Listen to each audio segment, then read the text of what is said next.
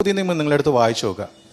അപ്പോസ്തലന്മാർ എത്ര ഇടത്ത് നിങ്ങളുടെ രോഗസൗഖ്യത്തെക്കുറിച്ച് പ്രസംഗിച്ചിട്ടുണ്ട്? എത്ര ഇടത്ത് നിങ്ങളുടെ കടഭാരം മാറുന്നതിനെ കുറിച്ച് അപ്പോസ്തലന്മാർ പ്രസംഗിച്ചിട്ടുണ്ട്? നിങ്ങൾക്ക് വിടുതൽ കിട്ടുന്നതിനെ കുറിച്ച് എത്ര ഇടത്ത് പ്രസംഗിച്ചിട്ടുണ്ട്? ആ പുതിയ നിയമത്തിലുള്ള പുസ്തകങ്ങളെല്ലാം എടുത്തിട്ട് അതിനെ നിങ്ങളൊരു ഓരോരോ വചനത്തിനെയും ഓരോരോ കാറ്റഗറിയിലോട്ട് നിങ്ങൾ മാറ്റുകയാണെന്ന് വിചാരിക്കുക. നിങ്ങൾക്ക് ഏറ്റവും കൂടുതൽ കാണാൻ കഴിയുന്നത് ഏത് കാറ്റഗറിയിൽ അല്ലെങ്കിൽ എന്തിനെക്കുറിച്ചുള്ള വാക്യങ്ങളായിരിക്കും? വിശുദ്ധിയെക്കുറിച്ച്, കർത്താവിന് വേണ്ടി ഒരുങ്ങുന്നതിനെക്കുറിച്ച്, ഈ ലോകത്ത് സാക്ഷിയായിട്ട് ജീവിക്കുന്നതിനെക്കുറിച്ച്. ആർക്കെങ്കിലും പറയാൻ പറ്റും എനിക്കൊരു 210 വാക്യം അല്ലെങ്കിൽ 1000 വാക്യമുണ്ട് രോഗസൗഖ്യത്തെക്കുറിച്ചുള്ളതെന്ന്? ഇല്ല.